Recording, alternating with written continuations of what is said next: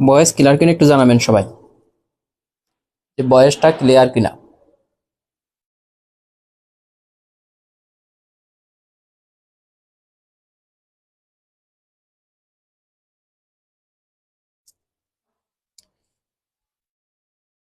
বাদন বলছেন আসসালামু আলাইকুম। ওয়ালাইকুম আসসালাম। ফাহমিদা খন্দকার বলছেন আসসালামু আলাইকুম। জি, ভয়েস ক্লিয়ার আছে আলহামদুলিল্লাহ। ফাহমিদা খন্দকার বলছেন। শাহিনা সুমনা বলছেন যে ভয়েস ক্লিয়ার। যাক আলহামদুলিল্লাহ। তো ভয়েস ক্লিয়ার। মোটামুটি আজকে আমরা পরের অধ্যায়ের আরো কিছু গুরুত্বপূর্ণ ম্যাথ সমাধান করব।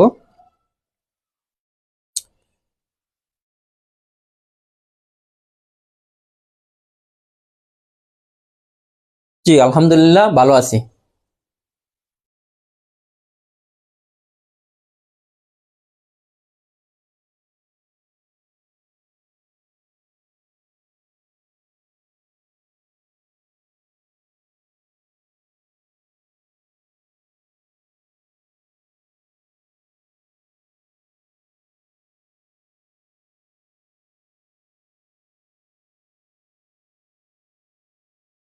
জি আলহামদুলিল্লাহ ভালো আছি।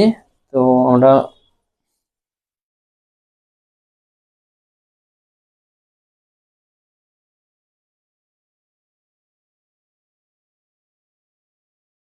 আর ভিডিও কি ক্লিয়ার দেখা যাচ্ছে? আগের চেয়ে একটু কি ক্লিয়ার মনে হচ্ছে?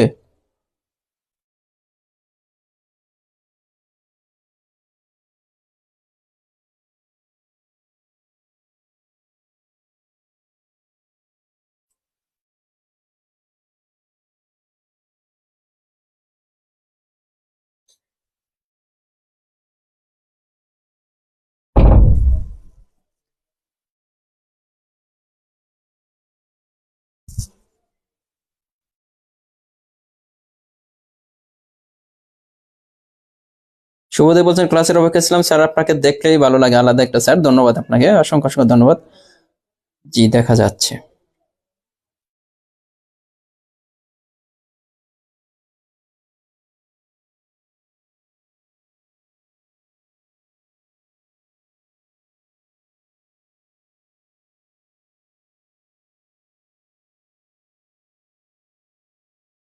জি আমরা 5 মিনিট সময় নেব, বেশি নেব না।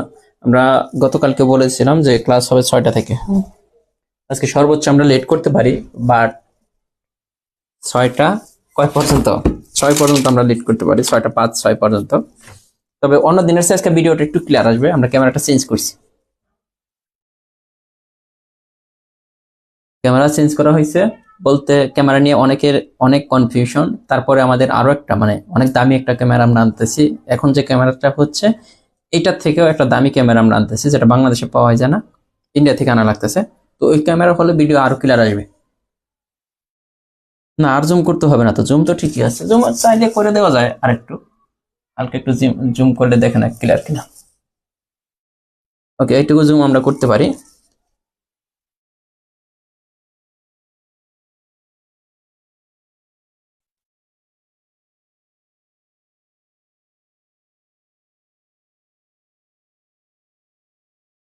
আচ্ছা, আইডিতে এসএমএস দিয়ে রাখেন শুভদে, আমার আইডিতে এসএমএস দিয়ে রাখেন, আমি সময় পেলে রিপ্লাই দিব। আসলে অনেক এসএমএস আসে, তো রিপ্লাই দেওয়ার মতোই হয় না।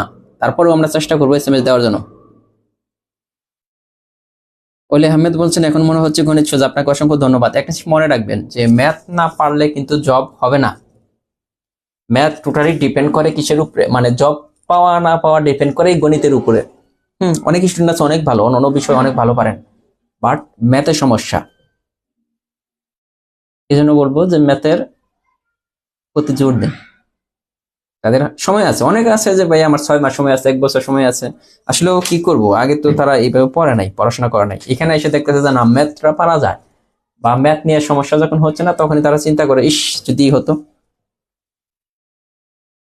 আগে যদি ম্যাথ গুলো এইভাবে পাইতাম। আমি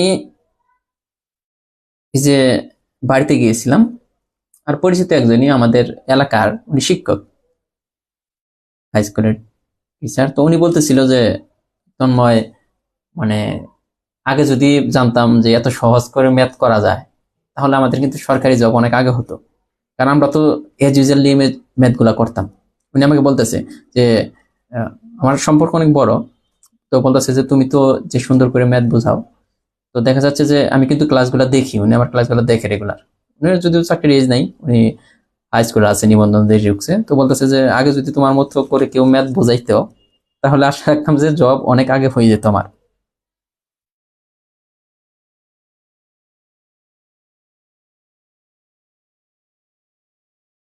সাজিদ আব্দুল্লাহ বলছে এখন ম্যাথ এত সহজ হয়ে গেছে একদিনে পাটিগঞ্জ যাস। আলহামদুলিল্লাহ। হ্যাঁ, আমাদের নিবন্ধনের জন্য একটা শর্ট সাজেশন বই আছে, ওটা হচ্ছে নিবন্ধন শর্ট সাজেশন, ওইটা পড়লে হবে নিবন্ধনের জন্য। শুভদেব বলছে স্যার যেগুলো করেছেন এই যে প্র্যাকটিস করতে হবে ভাই। আমিও কিন্তু একসময় ম্যাথে এত ভালো ছিলাম না, সত্যিকার কথা। আমি কিন্তু প্রতিনিয়ত প্র্যাকটিস করি, এখনো কিন্তু আমি প্র্যাকটিস করি যে একটা ম্যাথ স্টুডেন্টদের কিভাবে আরো সহজভাবে বোঝানো যায়, এটা নিয়ে কিন্তু আমি থিঙ্কিং করি বা আমি চিন্তা করি। এটা আপনাদের করতে হবে। হ্যাঁ, ব্যাংকের জন্য আমরা একটা কোর্স চালু করবো, খুব দ্রুত পেয়ে যাবেন। আমাদের ব্যাংকের জন্য একটা ম্যাথের বইও আসবে।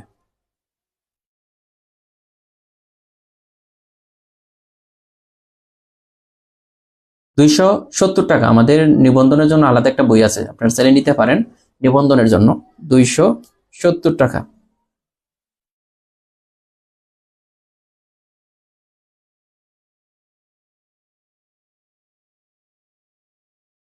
ঠিক আছে, আমরা শুরু করে দিই। হ্যাঁ, যারা আসবে তারপর দেখে নেবে ক্লাস, বেশি লেট করা যাবে না।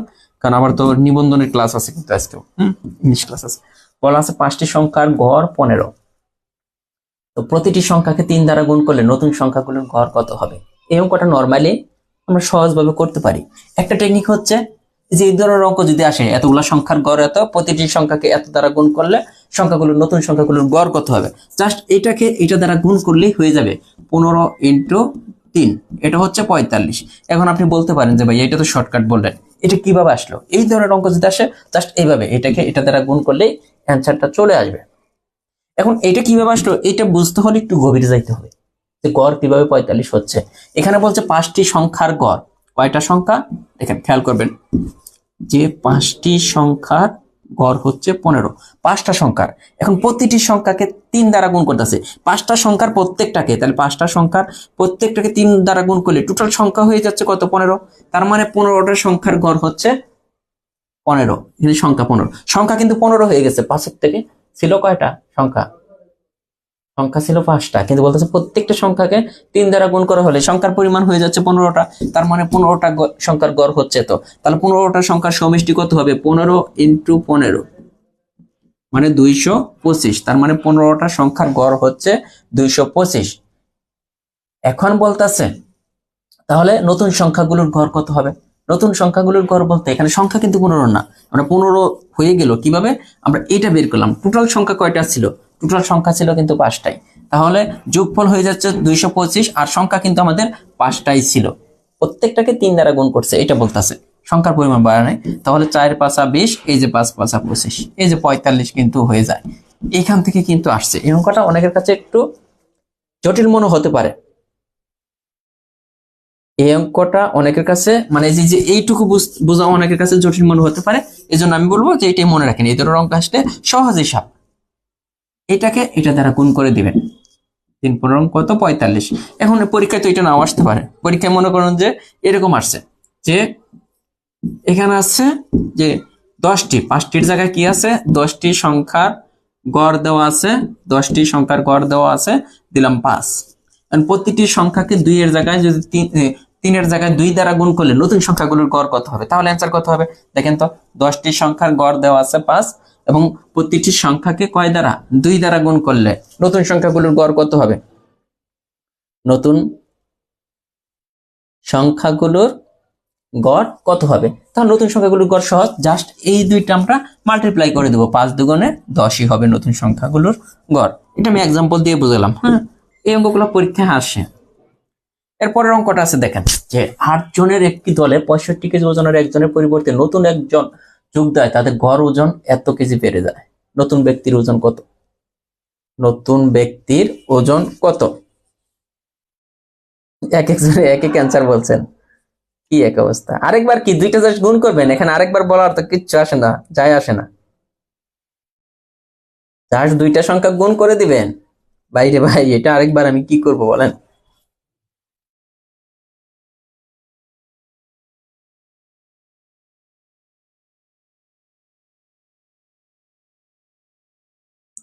আগেরটা কি বলবো আমি তো এটা বুঝলাম না। আগেরটা কি বলবো বলেন? এই যে এইটার এটা গুণ করতে হবে 15 ইন্টু 3, অ্যান্সার হবে 45। এই ধরনের অঙ্ক আসলে জাস্ট গড়টাকে কত দ্বারা গুণ করা হলো এই দুইটা গুণ করে অ্যান্সার 45 আসবে। এখানে কিন্তু বলার মতো কিচ্ছু নাই, আমি কিন্তু বুঝিয়ে দিয়েছি। এরপর আছে 8 জনের একটি দলে 65 কেজি ওজনের একজনের পরিবর্তে নতুন একজন যোগ দেয়, তাদের গড় ওজন বেড়ে যায় এত কেজি। নতুন ব্যক্তির ওজন কত কেজি? এখন দেখেন 8 জনের একটা দল আছে, তো এই দল থেকে 65 কেজি ওজনের একজন দলে নতুন কি হয়েছে যোগ দেওয়া হয়। মানে 8 জনের একটা দল আছে, এই দলে কি করছে 65 কেজি ওজনের একজন নতুন জয়েন হয়েছে। জয়েন হওয়ার ফলে তাদের গড় ওজন বেড়ে গেছে কত কেজি? 20 কেজি। তাহলে দেখেন তো গড় 8 জনের কত বাড়ছে? গড় ওজন বাড়ছে এত কেজি। তাহলে 8 জনের টোটাল কতটুকু বাড়ছে দেখেন তো, 8 ইন্টু 2.5 না, এটা না, মানে একজনের ওজন বেড়ে গেছে 2.5 কেজি, মানে 2.5 কেজি। তাহলে 8 জনের কত কেজি বাড়বে ওইটা? তাহলে দেখেন তো 5 8 40 শূন্য, হাতে থাকে কত 4, 8 2 16, আর 4 কত 20, দশমিক কয় ঘর পর হবে 1 ঘর। তার মানে টোটাল ওজন কিন্তু বাড়ছে আলটিমেট 20 কেজি। দেখেন টোটাল ওজন বাড়ছে 20 কেজি। তো নতুন ব্যক্তির ওজন কত কেজি? কি বলছে? 8 জনের একটি দলে 65 কেজি ওজনের একজনের পরিবর্তে নতুন একজন, মানে 65 কেজি যে তার পরিবর্তে নতুন একজন জয়েন হয়েছে। এতে কি প্রত্যেকের ওজন বাইরে গেছে কয় কেজি কইরা? এত কেজি, তাই না? তাহলে নতুন ব্যক্তির ওজন কত কেজি? আমাদের এইটাই তো বলতেছে যে নতুন ব্যক্তির ওজন কত বাড়ছে না? আগে তো ছিল 65, আগে যে ব্যক্তি ছিল তার ওজন ছিল 65 ওজন ছিল। এখন সবার গড় ওজন যখন 2.5 কেজি করে বেড়ে গেল, আমরা দেখলাম টোটাল ওজন কত কেজি বেড়ে গেছে? 20 কেজি। তার মানে নতুন যে জয়েন করছে তার ওজন কিন্তু এটা কত কেজি? 85 কেজি ওজনের একজন নতুন এই তরে যোগ করছে 85 কেজি। এই 65 কেজির পরিবর্তে জয়েন করছে কত কেজি ওজনের? 85 কেজি ওজনের একজন জয়েন করছে। দ্যাটস ওয়াই তাদের ওজন বেড়ে গেছে কি, প্রত্যেকের ওজন বাড়ছে 8 কেজি, 2.5 কেজি। তাহলে 8 জনের কত কেজি বাড়লো? প্রত্যেকের 2.5 কেজি করে হলে 8 জনের আমরা দেখলাম 20 কেজি বাড়ছে। তো 20 কেজি কই থেকে আসলো? নতুন যে ব্যক্তি জয়েন করছে 65 কেজির পরিবর্তে তার ওজন ছিল 20 কেজি। ওকে, পরবর্তীতে আসেন 40 নম্বর। কি বলছে? 30 টাকা দরের 2 সের সয়াবিন তেলের সাথে 18 টাকা দরের 1 সের পাম অয়েল মিশালে মিশ্রিত তেলের প্রতি সেরের গড় দাম কত? তো 30 টাকা কেজি দরের আমরা কয় কেজি মিশাইছি? 2 কেজি, 2 সের। তাহলে টোটাল দাম কত আছে? 2 সেরের দাম 30 দুগুণে 60, আর এখানে 18 টাকা দরের মিশাইছি 1 কেজি 18। তো টোটাল দাম কত হইতেছে? 60 প্লাস 18। তো টোটাল কত কেজি আমি কিনছি? 2 কেজি আর 1 কেজি, টোটাল হচ্ছে 3 কেজি। ভাগ করে দেন, গড় বের করতে যেহেতু বলছে, তো মোট দামকে মোট কত কেজি আছে এটা দ্বারা ভাগ করতে হবে। উপরে হইতেছে 78, নিচে হচ্ছে 3। তাহলে খেয়াল করেন 3 দ্বিগুণে 6, 3 6 18। দেখেন ক্লিয়ার কিনা? এই নুরুল হক, এটা কি বলছেন যে অঙ্কের ডাক দেখলে ভয় লাগে? কেন ভয় লাগবে? এত সহজভাবে বুঝাইতেছি, তারপরে যদি ভয় লাগে তাহলে কি করবেন বলেন? অঙ্ক তো একদম সহজভাবে আমরা এখন বোঝাচ্ছি। ঠিক আছে, এর চেয়ে সহজভাবে বোঝানো যায়, তারপরে বলেন যে ভয় লাগে, এটা বললে হবে? এই যে অঙ্কটা একটু বোঝার আছে, যে বলছে 3 জন লোকের ওজনের গড় 53 কেজি, এদের কারো ওজন 51 কেজির কম নয়। মানে 3 জন লোক আছে, তো তাদের গড় ওজন হচ্ছে 53 কেজি, মানে প্রত্যেকের গড় ওজন 53 কেজি। বলতেছে এদের কারো ওজন 51 কেজির নয়, তো এদের একজনের সর্বোচ্চ ওজন কত? একজনের সর্বোচ্চ ওজন কত হতে পারে? 51 কেজির নিচে কিন্তু কেউ হতে পারবে না, 51 কেজির উপরে হতে হবে তিনজনকে কি হতে হবে? 51 কেজির। এদের কারো ওজন 51 কেজির কম নয়, এই যে কথাটা বলছে, তার মানে আমাদের বলছে একজনের সর্বোচ্চ ওজন কত হতে পারে? একজনের সর্বোচ্চ ওজন কত হতে পারে আমরা ধরে নিতে পারি। দেখেন একজনের ওজন মানে এদের কারো ওজন 51 কেজির কম নয়। আমরা যদি 2 জনের ওজন যদি 51 কেজি করে ধরি, দেখেন 2 ইন্টু 51 কেজি, একজনের ওজন 51 কেজি, তাহলে 2 জনের ওজন কত? তাহলে 2 জনের ওজন ধরে নিলাম 2 10, 102 কেজি। এখন দেখেন দুই জনেরই মানে সর্বনিম্নই তো 51 হতে পারবে, এই জন্য 2 জনের ওজন আমরা সর্বনিম্ন ধরলাম। এখন 3 জনের গড় ওজন যদি এটা হয়, তাহলে 3 জনের ওজনের সমষ্টি কত হবে?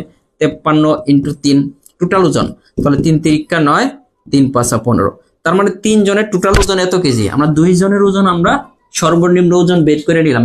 দুইজনের ওজন যদি সর্বনিম্ন হয়, আরেকজন যে আছে তার ওজন কিন্তু সর্বোচ্চ হয়ে যাবে, তাই না? তাহলে 159 থেকে দুইজনের যদি সর্বনিম্ন ওজনটা আমরা বাদ দিয়ে দিই, তাহলে কত হয়? 57 কেজি। এই 57 কেজি কিন্তু একজনের সর্বোচ্চ, 57 হয় না? হ্যাঁ, একজনের সর্বোচ্চ ওজন কিন্তু 57 কেজি হতে পারে। সর্বোচ্চ ওজন কত কেজি হতে পারে? 57 কেজি। এটা যদি না বুঝে থাকেন বলতে পারেন যে এটা বুঝি নাই। হ্যাঁ, অঙ্ক পারলে সফলতা আসবে যদি আপনার হাতে টাইম থাকে, একটু মনোযোগ দিয়ে অঙ্ক শিখেন। ওকে, আরেকবার আমি বুঝে। এখানে কথাটা বলতেছে যে তিনজনের ওজনের গড় এইটা, তিনজনের গড় ওজন 53 কেজি। হ্যাঁ, তার মানে তিনজনের মোট ওজন কত? কত হচ্ছে? 3 5 15 5, তিনজন না, 3 5 3 তিরিকা 9, সরি 5 কই থেকে পেলাম? 3 তিরিকা 9 আর 3 5 15, মানে তিনজনের মোট টোটাল ওজন হয়েছে এত কেজি। এখন বলতেছে এদের কারো ওজন 51 কেজির কম নাই, এদের একজনের সর্বোচ্চ ওজন কত হতে পারে? একজনের সর্বোচ্চ ওজন কত হতে পারে? একজন কারো ওজন কিন্তু আপনি 51 কেজি নিচে দিতে পারবেন না, সর্বনিম্ন ওজন দিতে পারবেন 51 কেজি। একজনের মানে সর্বোচ্চ ওজন কত হতে পারে? তাহলে একজনের ওজন আমি 51 দিলাম, আরেকজনের ওজন আমি সর্বনিম্ন 51, মানে দুইজনের ওজন যদি সর্বনিম্ন দিতে পারি, আরেকজন যে বাদ থাকে তার ওজন কিন্তু সর্বোচ্চ হয়ে যাবে, তাই না? এই জন্য আমরা দুইজনের ওজন আমরা দিলাম যে 102 কেজি, সর্বনিম্ন দিটা। তাহলে তিনজনের ওজন ছিল এটা, তো টোটাল কত হচ্ছে? 7, এই যে 5, এই 57 কেজি হচ্ছে তৃতীয় সর্বোচ্চ ওজনের ব্যক্তি। এর চেয়ে কম আপনি বানাইতে পারবেন না। কিভাবে? আপনি এখানে তো 50 ধরতে পারবেন না, একজনের ওজন 50, আরেকজনের ওজন 51 ধরতে পারবেন না। আপনি একজনের ওজন 51 ধরতে পারবেন, একজনের ওজন 52 ধরতে পারবেন, তাহলে তো হয়ে যায় 103। এখন 103 হইলে এখানে কিন্তু এই যে আপনি 1 এটা থেকে যদি 103 মাইনাস করেন তাহলে কিন্তু 56 হয়ে যাবে, তাই না? তাহলে কিন্তু সর্বোচ্চ ওজন হইতেছে না, মানে সর্বোচ্চ ওজন হতে পারবে 57 কেজি, এটাই।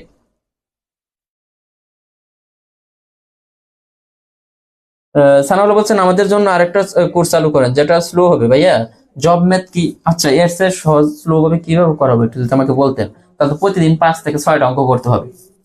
প্রতিদিন 5 থেকে 6টা অঙ্ক করতে হবে, এর বেশি কিন্তু করানো যাবে না। স্লো বলতেছেন আরো। এখানে বলা আছে ক খ গ এর মাসিক গড় বেতন এত টাকা, খ খ গ গ এর মাসিক বেতন এত টাকা, ক এর বেতন এত টাকা হলে গ এর বেতন কত? খেয়াল করেন যে এই যে এখানে তিনজন না, টোটাল কিন্তু তিনজন, ক খ গ, তিনজনের গড় বেতন হইতেছে এইটা। তাহলে এই তিনজনের বেতনের সমষ্টি কত? তিনজনের বেতনের সমষ্টি হবে 3 × 500, 1500। এটা কাদের? ক খ গ।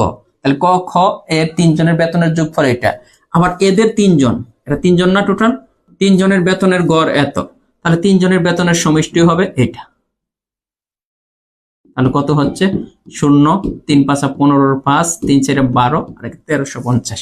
আমরা কিন্তু এই তিনজনের বেতনের যোগফল এটা, আর ক খ গ এই তিনজনের বেতনের যোগফল এইটা। এখন আমাদের বলা আছে ক এর বেতন যদি আলাদাভাবে 540 টাকা হয়, ক এর বেতন যদি আলাদাভাবে 540 টাকা হয়, এখানে কে কে ছিল? ক খ গ, এই তিনজনের বেতনের যোগফল আছিল 1500। এখানে আলাদাভাবে ক এর বেতন যদি 540 টাকা হয়, তাহলে কার বেতন? দেখেন এই তিনজনের বেতন থেকে ক এর বেতন যদি বাদ দেই, তাহলে খ আর গ এর বেতন কিন্তু আমরা পেয়ে যাচ্ছি। 0 6 হাতে থাকে 1, 6 আছে 15 হবে 9, 960। তার মানে খ প্লাস গ এর বেতন কত? 960। এখন খেয়াল করেন এখানে কার কার বেতন? এইটা ছিল খ গ, আর গ এর বেতন হইতেছে এইটা। তাহলে এখান থেকে খ আর গ এর বেতন যদি বাদ দিই, এই যে এখান থেকে আমরা কি পেলাম? খ আর গ এর বেতন, খ আর গ এর বেতন আমরা পেয়ে গেলাম কত? 960। তাহলে যে বেতনটা থাকতেছে এটা কার বেতন থাকবে? যে গ এর বেতন। কত হইতেছে? 0, 6 আছে 15 হবে, 9 হলে হাতে 1, 10 না এখানে, তাহলে হইতেছে 3। দেখেন তো 390 মিলছে কিনা? এমন কেউ আছেন যে এটা বোঝেন নাই? জাস্ট এমন কেউ আছেন কিনা এটা বোঝেন নাই?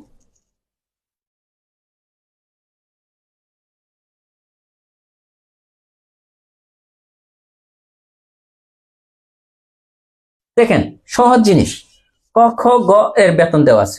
গ গড় বেতন, এই থেকে ক খ গ এর মোট বেতন বের করলাম। এখান থেকে ক এর আলাদা বেতন দেওয়া আছে যে ক এর বেতন এত টাকা, তাহলে ক খ গ এর মোট বেতন থেকে ক এর বেতনটা বাদ দিয়ে দিলাম, তাহলে থাকতেছে খ প্লাস গ এর বেতন 960 টাকা।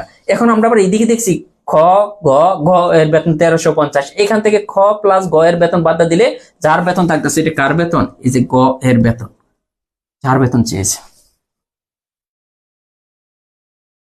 এর চেয়ে সহজভাবে আসলে বোঝানো সম্ভব না মনে হয়।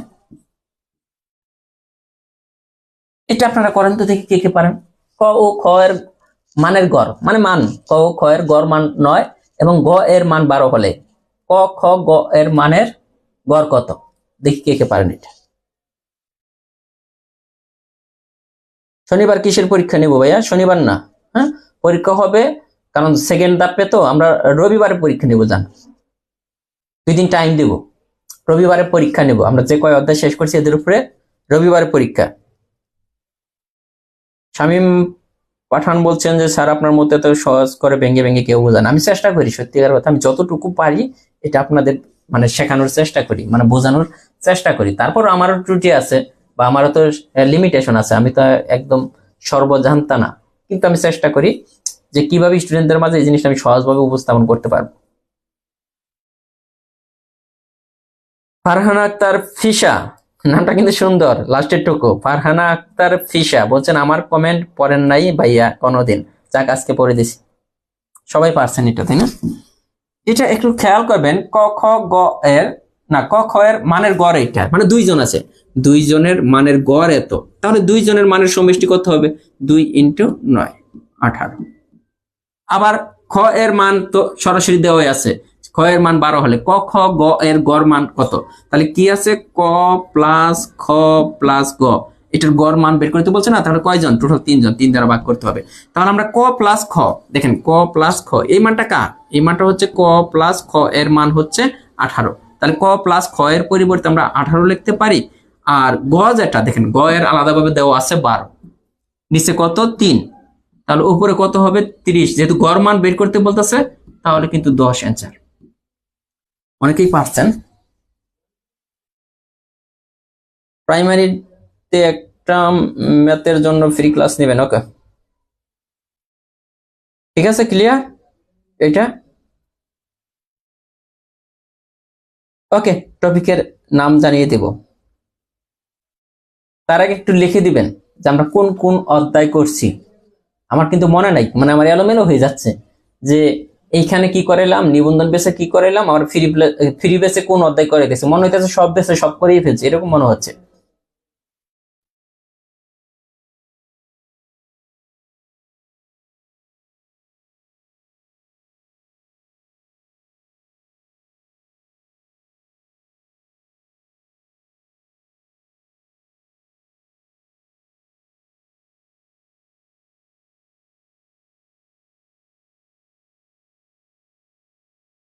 সুদ লাভ ক্ষতি গড় এই 4টে করাইছি। ফারিয়া বৃষ্টি বলছেন সুদ, এই মিয়া আপনি তো লাভ ক্ষতি গড় বলছেন, এই যে পরিমাপ, পরিমাপ লাভ ক্ষতি গড়, আরেকজনে বাদ দিচ্ছেন সুদ, সুদরা তো করানো হয়েছে, পরিমাপ লাভ ক্ষতি আর গড় একজনে তো করা হইতেছে না। কিন্তু একটু দাগিয়ে রাখবো আমি, হ্যাঁ, কারণ হচ্ছে যে আমার মনে নাই আমি আসলে কি কি করাইছি, পরবর্তীতে এলোমেলো হয়ে যাবে যে এই ব্যাচে আমি কি কি করাইলাম। কয়েকটা ব্যাচ চালু থাকলে এটাই অসুবিধা যে আমার মনে থাকে না। তাহলে আমরা করছি কি, লাভ ক্ষতি, সরল যৌগিক মুনাফা, তারপর এইদিকে করতেছি গড়, পরিমাপ, বর্গ ও বর্গমূল করাইছি না, বলেন বর্গ, হ্যাঁ বর্গ ও বর্গমূল বের হইতেছে এতক্ষণে। হ্যাঁ, সুদ আর বর্গ এক্সাম হয়েছে, তাহলে 2টা এক্সাম হয়েছে, সুদের উপর পরীক্ষা হয়েছে। বর্গমূল, পরিমাপ, লাভ ক্ষতি গড়, সুদ কষা সবাই বাদ দিতেছেন কিসের জন্য আমি বুঝতেছি না। সুদ কষা, বর্গমূল, পরিমাপ, লাভ ক্ষতি গড়, তাহলে পরিমাপ, বর্গমূল, গড়, আর এদিকে করছি লাভ ক্ষতি, এদিকে সরল যৌগিক মুনাফা। তার মানে অনেক কিছু কিন্তু আমরা করে ফেলছি। একটা জিনিস বুঝছেন আপনি যে কতগুলো অধ্যায় করে ফেলছি? একটা দুইটা 3টা 4টা 5টা অধ্যায় করে ফেলছি। পাটিগণিত অধ্যায় তো খুব বেশি না, 1 2 3টা 4টা 5টা, এ করলে আর 6 অধ্যায় বাদ থাকবো। 4 6 8 10 11 অধ্যায়, 4 6 8 10 11। তো ধন্যবাদ। এই যে রূপা বলছেন সুন্দর করে উনি লিখে দিচ্ছেন সরাসরি, ধন্যবাদ, অসংখ্য অসংখ্য ধন্যবাদ। আবার শালুক সখী যে উনি বলছেন 4 6 8 10 11, 4 6 8 10 11, তার মানে 5টা অধ্যায় আমরা করে ফেলছি। আর কিন্তু দেখেন অধ্যায় আছে 6টা পাটিগণিতে। মুনাফার বর্গ থেকে এক্সাম হয়েছে, তার বাকিগুলা থেকে এক্সাম হবে। জ্যামিতি করাবো, অবশ্যই করাবো।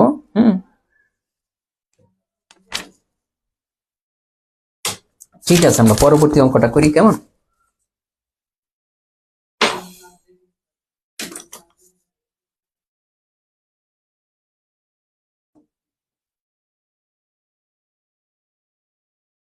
পরবর্তী অঙ্ক কত?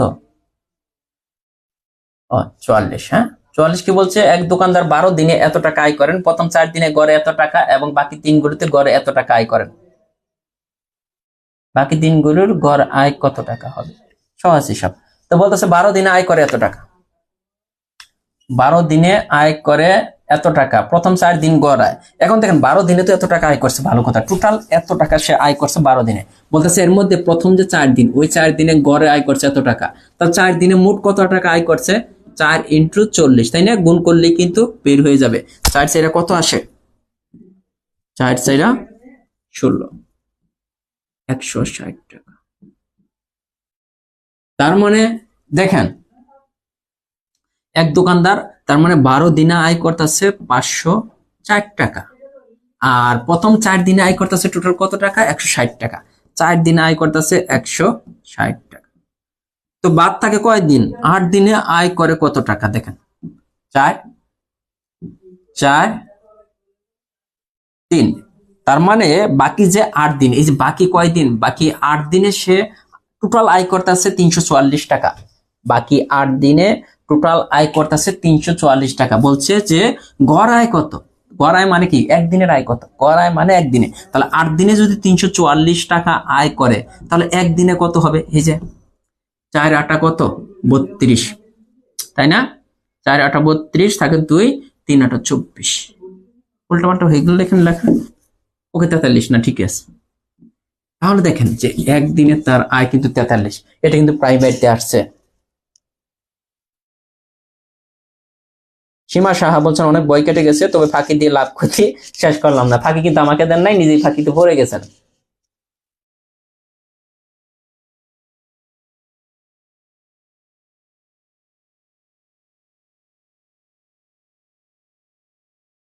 নিবন্ধনের আগে তো 20 মিনিট করাবোই, সমস্যা নাই, নিবন্ধনের আগে 20 মিনিট করাবো। সজীব বলছেন সরল ও যৌগিক মুনাফা, বর্গ বর্গমূল পরিমাপ, লাভ ক্ষতি পদ্ধতি করানো হয়েছে 5টা, আপনি তো একটা বাদ দিচ্ছেন, একটা বাদ দিচ্ছেন উনি। লাভ ক্ষতি, সরল ও যৌগিক মুনাফা, আর গড়, গড় তো করতেছি, গড়টা আপনি বাদ দিচ্ছেন। বর্গ বর্গমূল পিডিএফ পান নাই, দিয়ে দেবো। ঠিক আছে, এটা কিন্তু ক্লিয়ার আশা করি। আস্তে আস্তে করি, এত তাড়াতাড়ি করলে আসলে ওই হয় না। একজন ফল বিক্রেতা প্রতি হালি আপেল এত টাকা 80 টাকা দরে 4 হালি, প্রতি হালি কয় টাকা? 80 টাকা। 4 হালির দাম কত? তাহলে আর প্রতি হালি কমলা 100 টাকা দরে 6 হালি কমলা, প্রতিটি গড় বিক্রয় মূল্য কত? দেখেন তো, প্রতি হালি 80 টাকা, এক হালি বিক্রি করছে 80 টাকা, টোটাল সে কয় হালি? 4 হালি বিক্রি করছে, তাহলে টোটাল 4 হালির দাম কত হবে? দেখেন তো, 320 টাকা। এরপর আবার বলতেছে প্রতি হালি কমলা 100 টাকা ধরে, টোটাল কয় হালি? 6 হালি, তাহলে 100 × 6, টোটাল দাম কত হচ্ছে? 600। প্রতিটি ফলের গড় মূল্য, প্রতিটি ফলের গড় মূল্য চেয়েছে, তাহলে কি করবেন এখন বলেন? প্রতিটি ফলের গড় মূল্য কত? তো টোটাল ফল কয়টা এটা বের করতে হবে প্রতিটি, আর টোটাল দাম কত হলো? আমরা টোটাল দাম কত হলো এখানে? 600 প্লাস 320। এখন বের করতে হবে টোটাল ফল কয়টা। দেখেন তো, 6 হালি, 6 হালি কয়টা ফল হয়? 6 হালি মানে কত? আমরা জানি 1 হালি সমান 4টি, তাহলে 6 হালি সমান কত? 424। এটা বের করতে পারবেন না? 6 হালি সমান কত? এলাকায় ডিম বিক্রি করেন না, অনেকে তো ডিম বিক্রি করেন, তারা মুরগি পালেন। তো দেখেন 4 6 24, তাহলে আমরা কি কমলা পেলাম 24টি। আর প্রতিটি ফলের প্রতি হালি বললে কিন্তু এত দরকার আছে, প্রতিটি ফলের আবার 4 হালি, প্রতি হালি আপেল 4 হালি সমান কত হবে দেখেন তো। 1 হালি সমান 4টি, 4 হালি সমান 4 4 16টি। এই যে টোটাল দামকে টোটাল ফলের সংখ্যা দ্বারা ভাগ করতে হবে, তাহলে গড় বের হয়ে যাবে। নিচে হচ্ছে 40 আর উপরে হচ্ছে 920, এরকমই তো হচ্ছে মনে হয় নাকি, এরকমই কিন্তু হয়ে যাচ্ছে। তো এখন দেখেন এটা কাটাকাটি করলে কি আসে, 0 0 কেটে দিলাম, হ্যাঁ, 4 দ্বিগুণে 8, 3 4 12, এই যে 23। ক্লিয়ার কিনা একটু দেখাবেন, দেখবেন, বলবেন যে এটা ক্লিয়ার কিনা।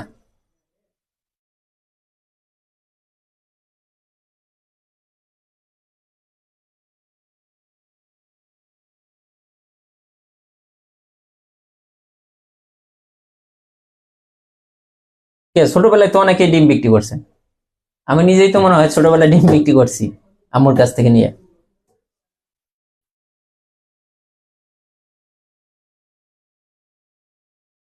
মাসুম আক্তার ইতি বলছেন স্যার একটা রিকোয়েস্ট করব, করে ফেলেন রিকোয়েস্টটা। 46 নম্বর ম্যাথটা একটু অন্যরকম কিনা আমি দেখলেই বুঝবো যে কি রকম।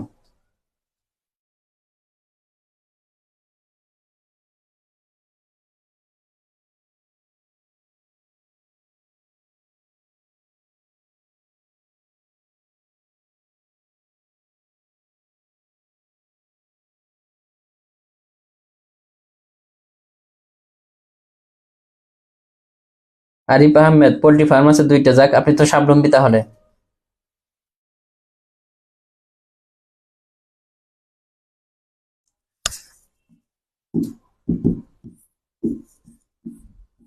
ছেচল্লিশ নম্বরটা কে যেন বললে একটু অন্যরকম, প্রাইমারিতে আসছিল। এখানে বলা আছে যে 7 জন লোকের গড় ওজন 3 পাউন্ড কমে যায়, 7 জন লোকের গড় ওজন কমে যায়।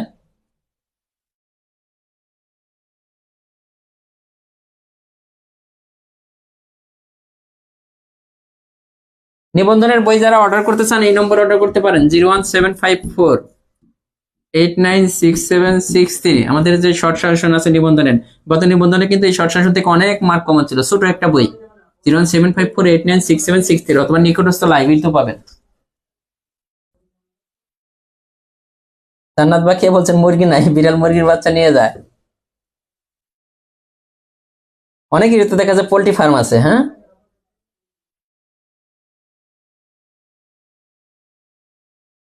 না পিডিএফ হবে না, ফারিয়া বৃষ্টি বলছেন পিডিএফ, প্রফেসর গাইডটি ফলো করলেন প্রাইমারির জন্য যথেষ্ট হবে না। শুধুমাত্র একটা প্রাইমারি গাইড পড়ে আপনি যে কোনো, আমাদের তো প্রাইমারি গাইড আছে, ওইটা পড়লে জব হবে না। প্রাইমারির জন্য আপনাকে এভারেজ সবকিছুই পড়তে হবে। এখানে মানে এত বেশি কম্পিটিশন, প্রাইমারিতে এত বেশি কম্পিটিশন, আপনার এ টু জেড সব পড়তে হবে। 270 টাকা নিবন্ধন বইয়ের দাম, মাত্র 270 টাকা। আপনি চাইলে এই নম্বরে অর্ডার করে আমাদের বইটা নিতে পারেন, অথবা নিকটস্থ লাইব্রেরিতে খুঁজতে পারেন। 270 টাকা।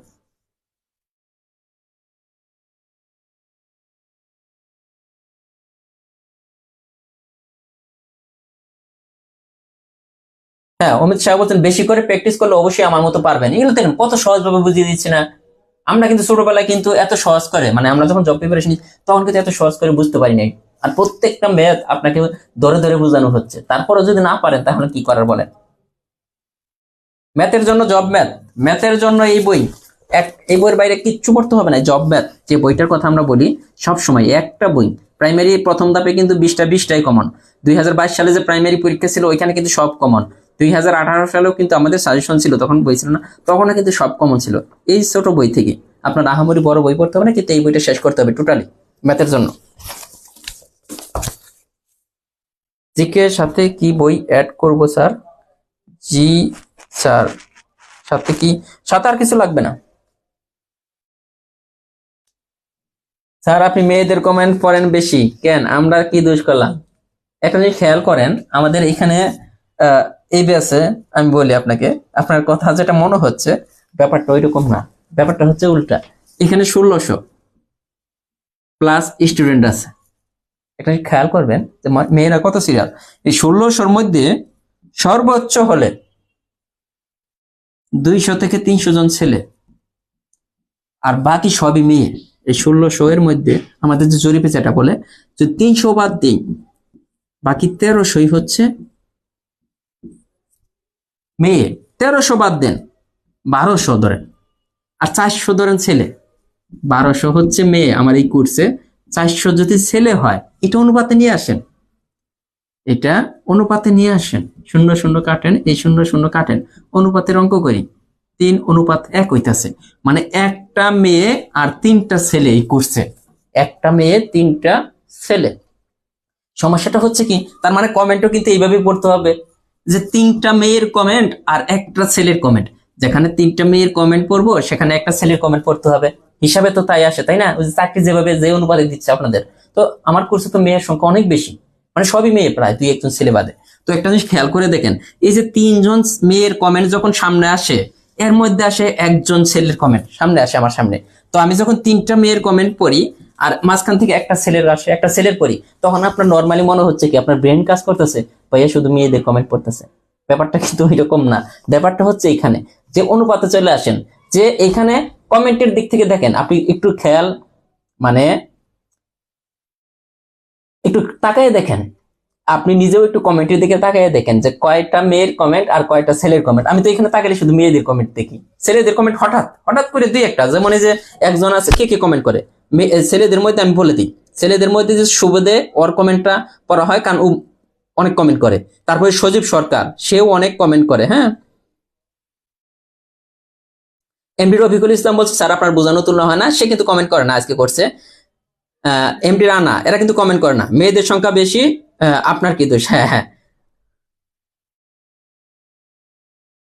বুঝছেন কিনা যে এখানে এটি এর জন্য কোন ম্যাথ বই, এটাই কামরুন নাহার, এটার বাইরে পড়তে হবে না। আপনি এটিও তো পরীক্ষা দেন, প্রাইমারিতে পরীক্ষা দেন, নিবন্ধনে পরীক্ষা দেন, বা অন্যান্য যে কোনো চাকরির জন্য এটার বাইরে পড়তে হবে না, ঠিক আছে? মাসুম আক্তার রীতি বলছে স্যার আমার কমেন্টটা একটু পড়ে নেই, এই অধ্যায়টা শেষ হলে ট্রেন, স্রোত, গতিবেগের অধ্যায়টা নিবেন প্লিজ, এইগুলা থেকে একটা ম্যাথ প্রাইমারিতে। ওকে, করাবো, সমস্যা নেই।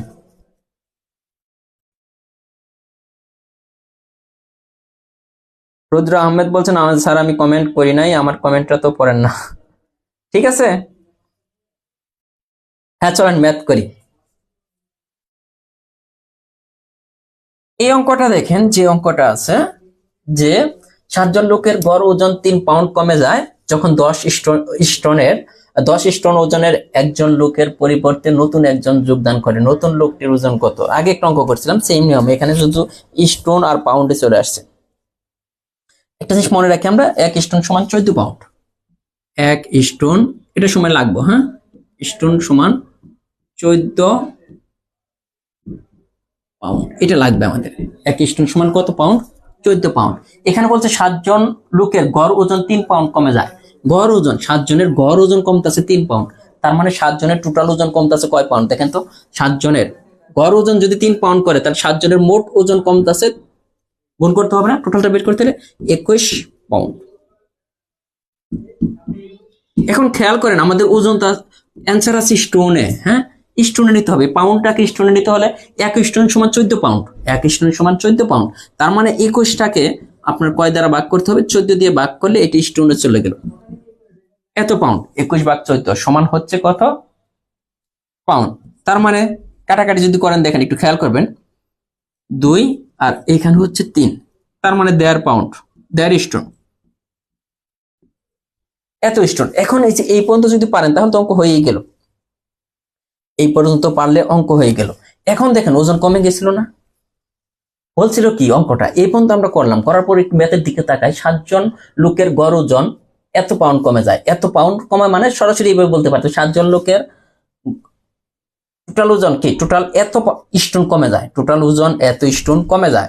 এখন বলতেছে যখন 10 স্টোন ওজনের একজন লোকের পরিবর্তে নতুন একজন লোক জয়েন করে, মানে একজন লোক ছিল তাদের দলে, 7 জনের লোক তাদের দলে, তার ওজন ছিল 10 স্টোন। এখন যখন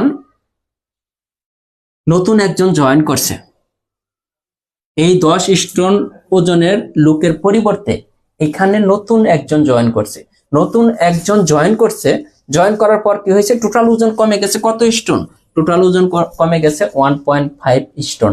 স্টোনের হিসাব বাদ দেন, মনে করেন 10 কেজি ওজনের পরিবর্তে 10 কেজি ওজনের একজন লোক আছিল, তার পরিবর্তে নতুন একজন লোক এই দলে জয়েন করছে। হ্যাঁ, তখন তাদের টোটাল মানে সবার গড় মানে ওজন কমে গেছে, সব মিলে ওজন কমে গেছে 1.5 স্টোন, এত স্টোন, মানে টোটাল ওজন কিন্তু এতটুকু কমে গেছে, এত কেজি বা স্টোন যাই বলেন। তার মানে নতুন ওজন, নতুন যে ব্যক্তি ছিল তার ওজন কত হবে, তাহলে দেখেন আগে ছিল যে ব্যক্তি তার ওজন ছিল এটা থেকে যতটুকু কমে গেছে, এটা থেকে যতটুকু কমে গেছে এটা আমরা বাদ দিয়ে দিলি তো আমাদের হয়ে যাচ্ছে 1.5 স্টোন। তাহলে কত থাকে, বিয়োগ করেন, বিয়োগ করলে কত স্টোন থাকে, বিয়োগ করলে কত স্টোন থাকে, তাহলে 10-এর থেকে 1.5 বাদ দিলে 8.5, 8.5 থাকতেছে না, 8 স্টোন। এটাই কিন্তু অনেকেই কিন্তু এই যে 8.5, 8.5 মানে কত, এই যে 8 সমস্ত 8-এর হাফ, 8-এর হাফ, এইটাই কিন্তু ওজন। হ্যাঁ, কমে গেছে। আর যদি বলতো এত বেড়ে গেছে, এত ওজনের একজন লোকের পরিবর্তে নতুন একজন যোগদান করায় এই যে 3 পাউন্ড ওজন বেড়ে গেছে, তখন কিন্তু এটা যোগ হইতো 11.5। আগে একটা অঙ্ক করে আসছিলাম, কয় নম্বর জানি, এই যেটা, এই যে 39 নম্বর অঙ্কটা দেখেন, 8 জনের একটি দলে 65 কেজি ওজনের একজন নতুন যুক্ত হয়, তাদের গড় ওজন এত কেজি বেড়ে যায়, গড় ওজন এত কেজি বেড়ে যায়, নতুন ব্যক্তির ওজন কত ছিল, ওইটা আর এটা কিন্তু একই অঙ্ক, ওইটাতে বেড়ে গেছে এটাতে কমে গেছে। জাস্ট আপনাকে জানা থাকতে হবে 1 স্টোন সমান 14 পাউন্ড। 1 স্টোন মানে আমরা পাউন্ড থেকে স্টোন নিতে হলে কি করতে হবে, 14 দ্বারা ভাগ করতে হবে, আবার স্টোন থেকে যদি পাউন্ডে নিতে তাহলে 14 দ্বারা গুণ করতে হবে। ম্যাথটা বুঝেন নাই, কেন বুঝেন নাই? ম্যাথটা আরেকবার একটু আমি রিপিট করি, যে 7 জন লোকের গড় ওজন কমে 3 পাউন্ড, গড় ওজন কমতাছে 3 পাউন্ড, তাহলে টোটাল ওজন কত পাউন্ড কমতেছে দেখেন তো, 7 × 3 সমান 21 পাউন্ড কমে যাচ্ছে, 21 পাউন্ড। এখন আমাদের অ্যান্সার আছে স্টোনে, তো পাউন্ড থেকে স্টোনে নিতে হলে, পাউন্ড থেকে স্টোনে নিতে হলে 14 দ্বারা ভাগ করতে হয়, তাহলে এটা চলে গেল স্টোনে। তার মানে মোট ওজন কমতাছে, এটা কাটাকাটি করে দেখলাম 1.5 স্টোন। তাহলে যে ব্যক্তি ছিল 10 স্টোন ওজনের একজনের পরিবর্তে নতুন একজন আসছে, নতুন একজন আসার ফলে এতটুকু ওজন কমে গেছে, নতুন একজন মানে আগে যে ছিল তার ওজন ছিল 10, এখন নতুন একজন যে আসছে সে আসার পর ওজন কমে গেছে কত, এতটুকু। তাহলে নতুন জনের ওজন কত ছিল, 10-এর থেকে এটা বাদ দেন, তাহলে কত, 8.5। এটাই অ্যান্সার, তো এটাই সহজ, এটা না বোঝার তো কিচ্ছু নেই। 46, এরপর তো টাইপ আমরা একটা চলে আসছি।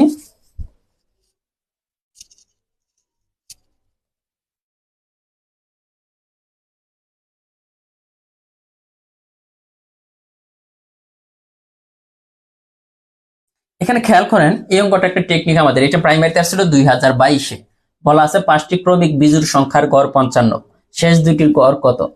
5টি ক্রমিক বিজোড় সংখ্যার গড় 55, শেষ দুইটির গড় কত। গড় মানে মাঝখানের সংখ্যা, বিজোড় সংখ্যা যদি থাকে মানে টোটাল সংখ্যা কয়টা, 5টা, তার মানে বিজোড় সংখ্যক সংখ্যা আছে, তো গড় মানেই কি মাঝখানের সংখ্যা। এখন দেখেন ক্রমিক বিজোড় সংখ্যা বলছে না, একটা সংখ্যা যদি 55, এটা কিন্তু মাঝখানের সংখ্যা, গড় যেটা থাকবে এটা মাঝখানের সংখ্যা। তাহলে দেখেন টোটাল সংখ্যা 5টা, তাহলে এর আগে 2টা সংখ্যা থাকবে, এরপরে 2টা, এর আগে দেখেন বিজোড় সংখ্যা কত হবে, 57, 59, তাহলে এরপরে 2টা বিজোড় সংখ্যা কত হবে, 53, আর একটা হচ্ছে 51। তার মানে এটা কিন্তু মাঝখানের সংখ্যা, যেটা গড় লেখা থাকবে, এই যে এটা গড়, এটা হবে মাঝখানের সংখ্যা। সে প্রত্যেকটা অঙ্ক আমরা এই টেকনিক দিয়েই করব, দেখেন তাহলে আমাদের জন্য সুবিধা হবে। আমাদের বলছে শেষ দুইটি সংখ্যার গড় কত, শেষ দুইটা সংখ্যার গড় কত, এটা তো বের করতে বলছে। হ্যাঁ, 5টি ক্রমিক বিজোড় সংখ্যার গড় এত হলে শেষ দুটি সংখ্যার গড় কত হবে। খেয়াল করে দেখেন শেষ দুইটা সংখ্যা কেরা, এই দুইটা সংখ্যার গড় কত হবে, তাহলে 57 + 59। দুইটা সংখ্যার গড় বের করতে হলে তাহলে 2 দ্বারা ভাগ করতে হবে। দেখেন তো 16 × 6 হাতে থাকে 1, 5 × 2 = 10, আর 1 কত 11, নিচে হইতেছে 2, তাহলে কত হয় 5 × 2 = 10, 8 × 2 = 16। তার মানে শেষ দুইটি সংখ্যার গড় হচ্ছে 58। দেখেন বুঝছেন কিনা, এটা বুঝলে আমরা অনেকগুলো অঙ্ক এই নিয়মে করতে পারবো। এটা যদি বুঝে থাকেন, মানে গড় যদি বুঝে থাকেন, যে কোনো চাকরির পরীক্ষায় 1 থেকে 2 মার্ক পাবেন, এটা শিওর থাকেন। ভাইয়া পরে 0.5 বের হয়, এটা একটু দেখান। ওই যে ওইখানে 0.5 বের হয়, কোনটা? ওই যে এটা থেকে 10-এর থেকে 1.5 যে বিয়োগ করলাম, হ্যাঁ, এখানে দেখেন 10-এর পরে কিন্তু দশমিক নাই, এখানে কিন্তু দশমিক আছে। আপনি এখানে কিন্তু দশমিক দিয়ে একটা শূন্য দিয়ে দিতে পারেন, কারণ এটা যা সাজানোর জন্য, আর কিছু না। 5 আছে 10 হবে 5 হলে, এখানে তো দশমিক, এখানে দেখেন 5 আছে 10 হবে 5 হলে, হাতে থাকতো 1, 1 আর 1 2, তাহলে 8, তাহলে 8.5। এই যে এইভাবে করতে হয়, দশমিকের যোগ বিয়োগ গুণ যে করবেন, হ্যাঁ।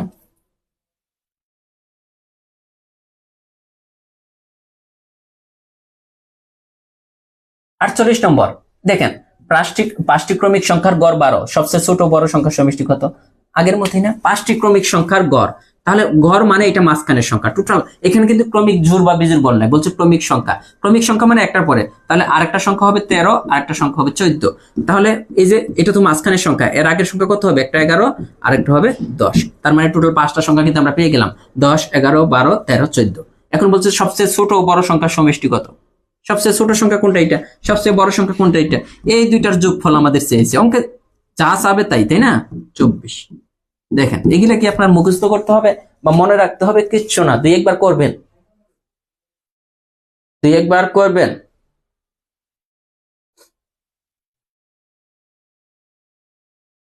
ক্লিয়ার না?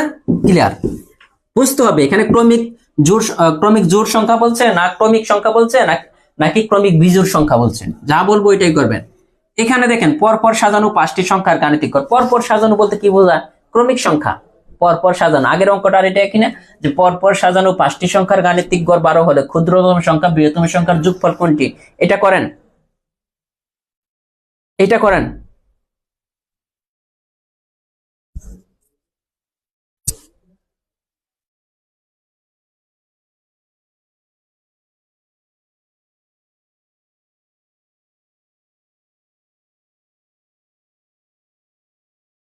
বুঝি নাই। সজীব আব্দুল্লাহ বলছেন 12 কেন গড় বলি নাই, বুঝি নাই আপনার কথা। এটা ওই একই অ্যান্সার আসবে, এটা ওই একই অ্যান্সার। পরপর সংখ্যা মানে ক্রমিক সংখ্যা, ক্রমিক সংখ্যাগুলোর গড় হচ্ছে 12, তার মানে মাঝখানের সংখ্যা 12। তাহলে ক্রমিক সংখ্যা হলে একটা সংখ্যা 13 আর একটা সংখ্যা 14, এটা যদি মাঝখানে রাখতে হয়। একটা সংখ্যা 11 আর একটা সংখ্যা 10। আমাদের বলছে বৃহত্তম আর ক্ষুদ্রতম সংখ্যার যোগফল কত? ক্ষুদ্রতম সংখ্যা 10, বৃহত্তম সংখ্যা 14, যোগফল হচ্ছে 24।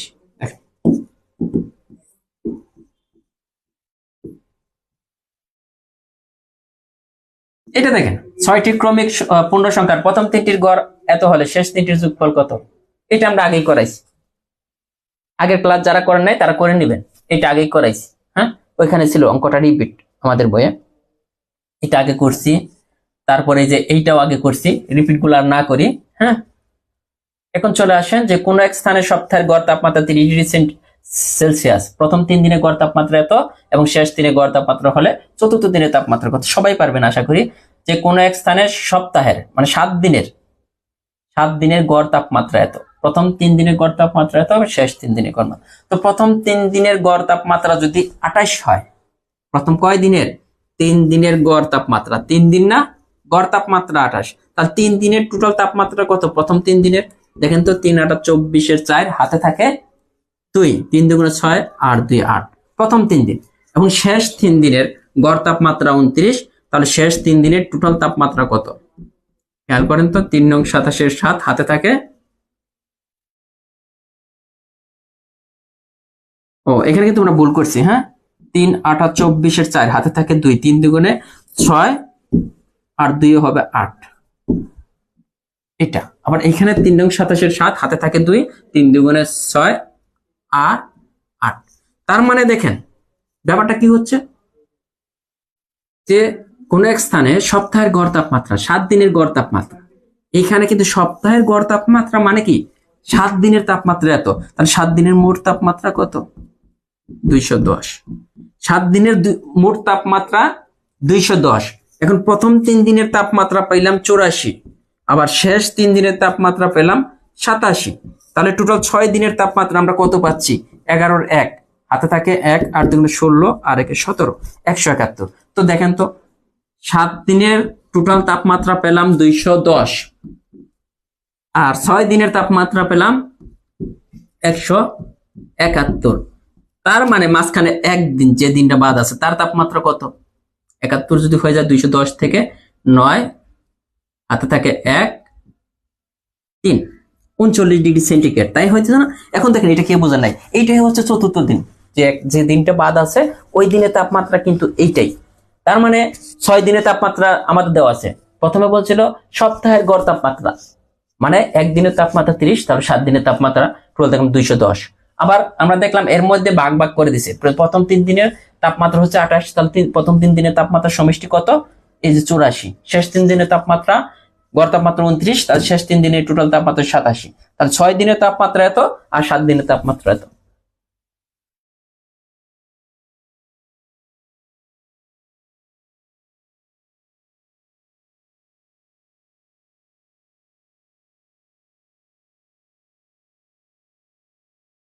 একজনে কোশ্চেন করছে যে 3/2 কিভাবে 1.5 হয়, এটা বলছে। এটা বুঝতেছেন না? 2 দ্বারা 3 কে ভাগ করেন, এত না বুঝলে সহজ হিসাব, শুধু ভাগ করেন। এখানে কয়বার যায়? একবার, 2।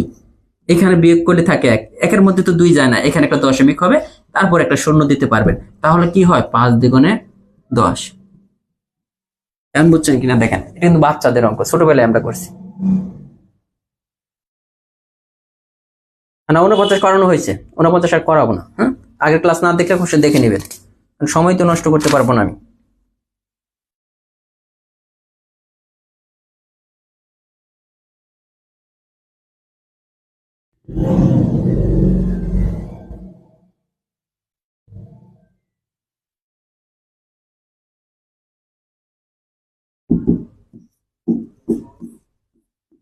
পরেরটা আছে দেখেন, বুধ বৃহস্পতি শুক্রবারের গড় তাপমাত্রা এত, বৃহস্পতি শুক্র শনিবারের গড় তাপমাত্রা এত, শনিবারের তাপমাত্রা এত হলে বুধবারের তাপমাত্রা কত? সহজ হিসাব।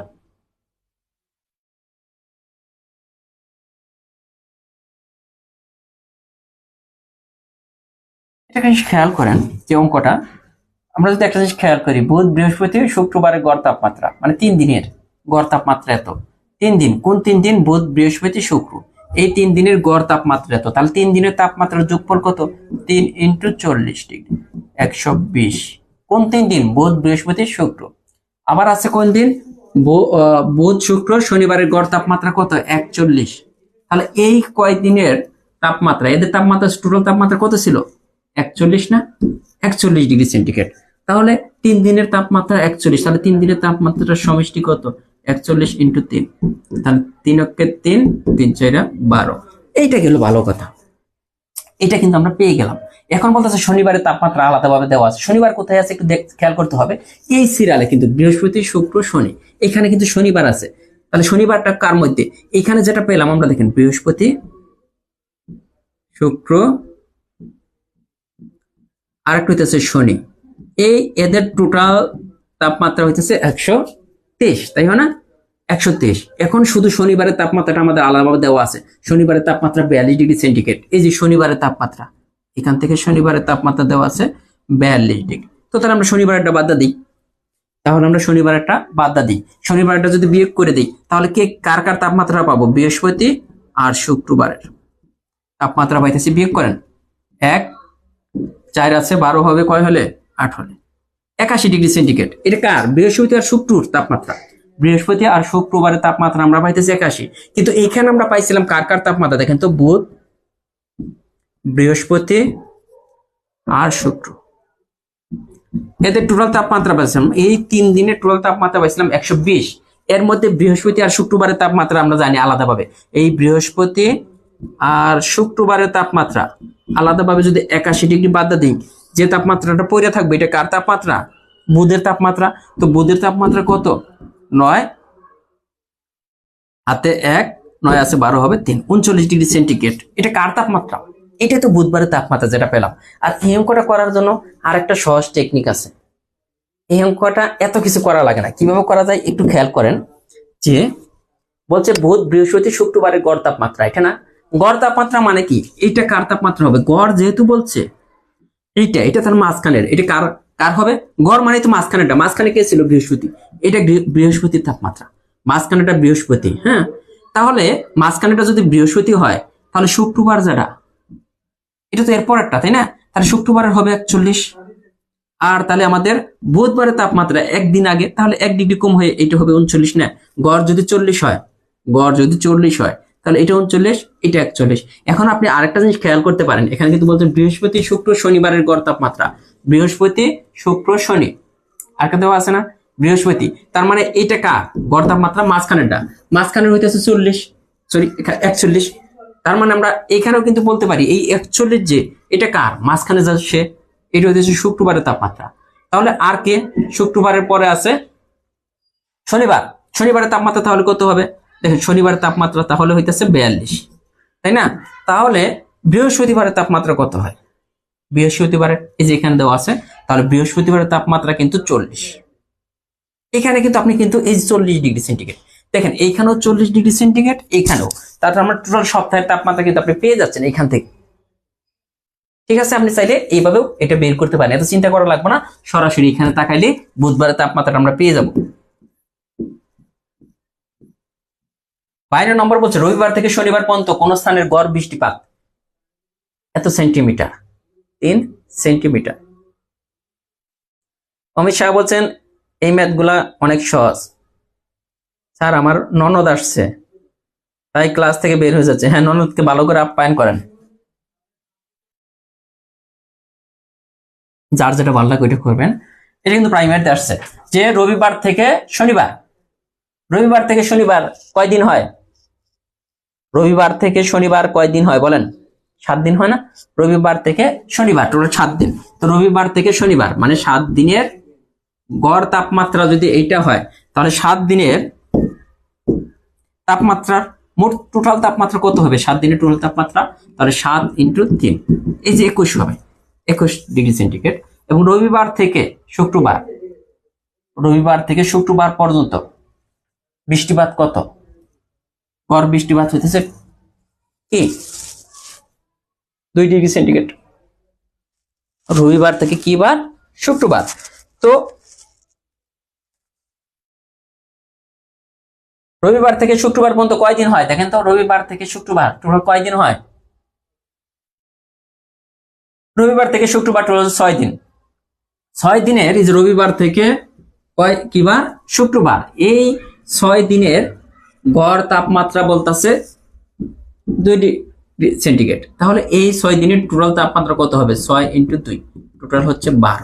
এটা দেখেন, এটা হচ্ছে 7 দিনের তাপমাত্রা, এটা হচ্ছে 6 দিনের তাপমাত্রা। এই যে একদিন যে বাদ আছে ওইটার তাপমাত্রা কত এটা চেয়েছে। তাহলে 7 দিনের যদি 21 হয় বৃষ্টিপাত, আর 6 দিনে যদি বৃষ্টিপাত 12 হয়, তাহলে একদিন যে বাকি আছে এটার বৃষ্টিপাত কত? তাহলে এখানে বিয়োগ করেন, 8 আর 9 না, 9ই তো হয়। তাহলে 9টা হইতেছে যে শনিবারের তাপমাত্রা বৃষ্টিপাত, 9টা হচ্ছে শনিবারের বৃষ্টিপাত। এগুলো সহজ, আসলেই সহজ। অনেকে বলতেছেন সহজ, আমারও তো এগুলো আর করতে মন চাইতেছে না। এটা আপনারা করেন, যেহেতু আমার করতে মন চাইতেছে না, এটা আপনারা করেন। কোন এক স্থানের সপ্তাহের গড় তাপমাত্রা, সপ্তাহে মানে 7 দিনের এত, প্রথম 3 দিনের তাপমাত্রা এত এবং শেষ 3 দিনের তাপমাত্রা এত, এটা মনে করাইলাম না? এটা কি আমরা করাইলাম না মাত্র?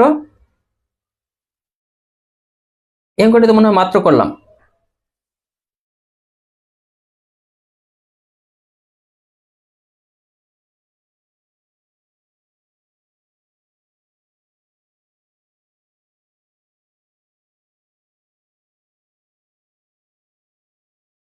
হ্যাঁ, এটা করছি। পরের টাইপে চলে যাই।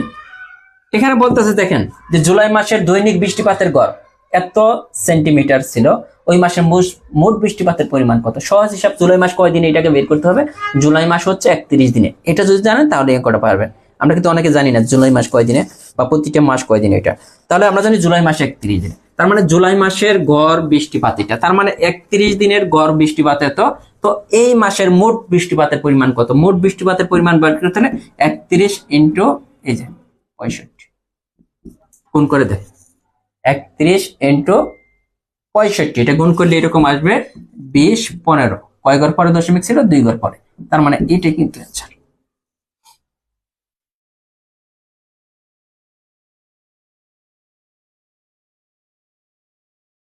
সবাই পারেন। এরপরে আছে দেখেন আমরা এখানে একটা প্র্যাকটিস আছে, প্র্যাকটিসটা আপনার করতে হবে, যে এটা আসতে পারে পরীক্ষায়। 2000 সালের ফেব্রুয়ারি মাসের দৈনিক বৃষ্টিপাত গড় এত ছিল, ওই মাসে মোট বৃষ্টিপাতের পরিমাণ কত। এটা মূলত দেখেন 2000 সালটা আগে চিন্তা করতে হবে। 2000 এটা যেহেতু ফেব্রুয়ারি মাস চলে আসছে, ফেব্রুয়ারি মাসের কথা আসছে, এটা অধিবর্ষ নাকি অধিবর্ষ না। অধিবর্ষ হতে হলে কিভাবে, শেষের দুইটা অঙ্ক যদি শূন্য হয় অথবা 4 দ্বারা ভাগ যায় অথবা 100 দ্বারা টোটাল ভাগ যায়, তাহলে এরা অধিবর্ষ হবে। আমরা দেখুন শেষের দুইটা অঙ্ক ডবল জিরো, তার মানে এটা অধিবর্ষ। 100 দ্বারা ভাগ যায়, 4 দ্বারা ভাগ যায়, এটা হচ্ছে অধিবর্ষ। অধিবর্ষ হলে ওই বছরে কি হয়, অধিবর্ষ হলে ওই বছর। রাকিবুল হাসান ডিকসন বলছেন, স্যার আমি সিঙ্গেল, পড়তে মন চায় না। ভাইয়া ডবল হইতে চাইলে তো পড়তে হবে, আপনাকে তো কেউ মেয়ে দিবে না, আপনি তো কিছু করেন না, তাই না? এজন্য ডবল হতে চাইলেও এটাই চিন্তা করতে হবে যে আমি ডবল হব, এজন্য আমাকে পড়াশোনা করতে হবে। পড়াশোনা করলে ভালো একটা মেয়ে পাবেন, ভালো একটা জায়গায় বিয়ে করতে পারবেন, আদারওয়াইজ আপনি দিকে কেউ ফিরেও তাকাবে না। এটা অধিবর্ষ, এটা হচ্ছে অধিবর্ষ। আর অধিবর্ষ হলে ওই সময় কিন্তু ফেব্রুয়ারি মাস 28 দিনে হয় না। নর্মালি ফেব্রুয়ারি মাস কয় দিনে হয়, 28 দিনে। আর যখন অধিবর্ষ থাকে তখন ফেব্রুয়ারি মাস হয়ে যায় 29 দিনে। তো তার মানে এই যে 2000 সালের ফেব্রুয়ারি মাসটা ছিল 29 দিনে। তো 29 দিনের দেখেন, নর্মালি 28 দিন আমরা হিসাব করতাম, কিন্তু এখানে হিসাব করতে হবে যে 29 দিন, মানে সরি 28 বার হিসাব আছে। তো এই 29 দিনের গড় তাপমাত্রা এটা, তাহলে 29 দিনের টোটাল তাপমাত্রা কত, এটাকে এটা দ্বারা গুণ করে দেন, ওই মাসের মোট বৃষ্টিপাতের পরিমাণ জাস্ট গুণ করে দিলেই কিন্তু অ্যান্সারটা চলে আসে। হয়ে গেল। একজন লোক 4 কিলোমিটার পথ হেঁটে 1 কিলোমিটার পার ঘন্টা বেগে যায় এবং 4 কিলোমিটার বেগে ফিরে আসে, তার গড় বেগ কত। এরকম গড় বেগ বের করার জন্য একটা সূত্র আছে। গড় বেগ বের করার জন্য কি সূত্র, গড় বেগ বের করার কাদের করাইলাম, এটা 2xy/x+y, এটা দিয়ে করে ফেলতে পারেন। গড় বেগ 2xy/x+y, এটা কি গড় বেগ বের করার যে সূত্রটা। কি এখানে কি কি 2xy,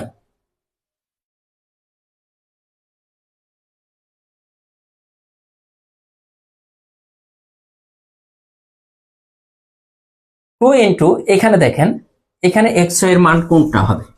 এই 4 কিলোমিটার পথ হেঁটে যে দুইটা ব্যাগ থাকবে, একটা ব্যাগ হইতেছে x আর একটা ব্যাগ হচ্ছে y, এটা কিন্তু দূরত্ব না, একটা ব্যাগ x আর একটা ব্যাগ y।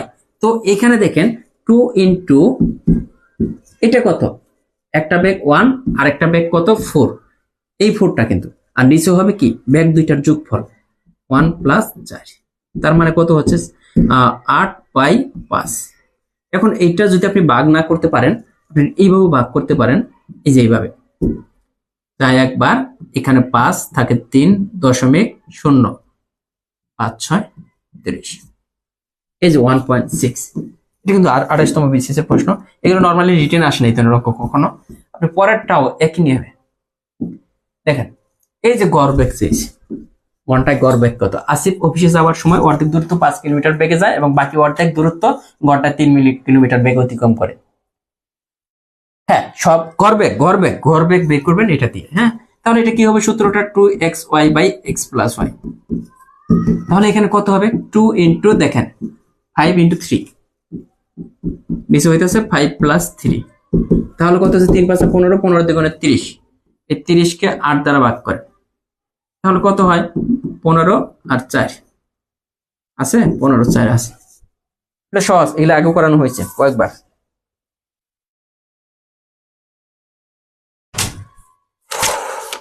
আর 2টা ক্লাস হবে টোটাল। এখন এগুলো আপনি করতে পারেন, যেমন এখানে প্র্যাকটিস আছে, যতগুলো প্র্যাকটিস আছে, যে একটি ট্রেন এত কিলোমিটার বেগে কোন স্থানে গিয়ে 60 কিলোমিটার বেগে ফিরে আসলো, ট্রেনটির গড় বেগ কত। তাহলে গড় গতিবেগ চাইছি, যে গড় গতিবেগ চাইলে সূত্র কোনটা, গড় গতিবেগ চাইলে যে 2xy/x+y হয়ে যাবে এখানে বসাইলে। তারপরে একটা আছে দেখেন,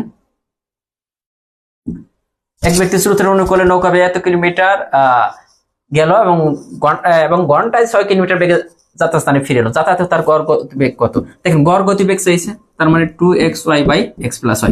একটা জিনিস খেয়াল করেন যে জব ম্যাথ বইটা কেন পড়বেন, এই যে যত নিয়মের অঙ্ক আছে দেখেন, এক সূত্র দিয়ে যা যা হচ্ছে, এক নিয়মের সকল অঙ্ক একসাথে কিন্তু পেয়ে যাবেন।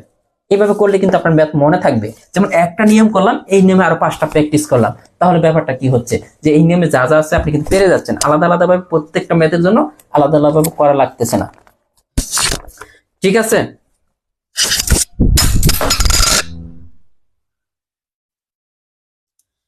যাই হোক, আমার এই যে ইয়ারফোন পড়ে গেছে, হ্যাঁ আজকে আর করবো না।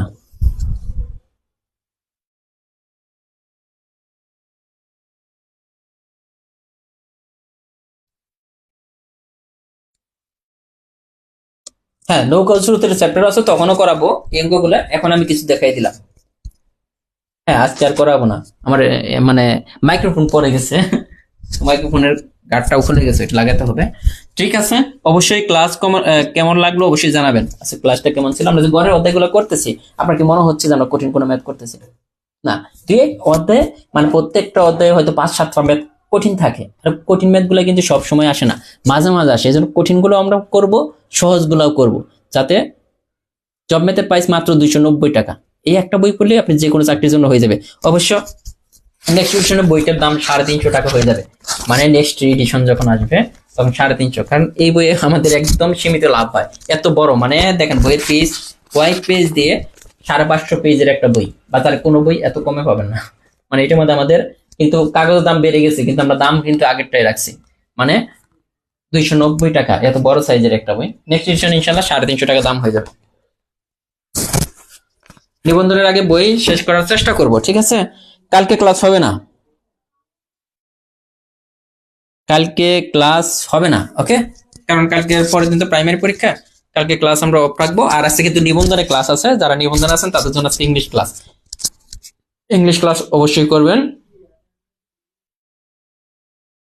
নতুন অঙ্ক কিছু তো অ্যাড হবে, নতুন অঙ্ক কিছু অবশ্যই অ্যাড হবে।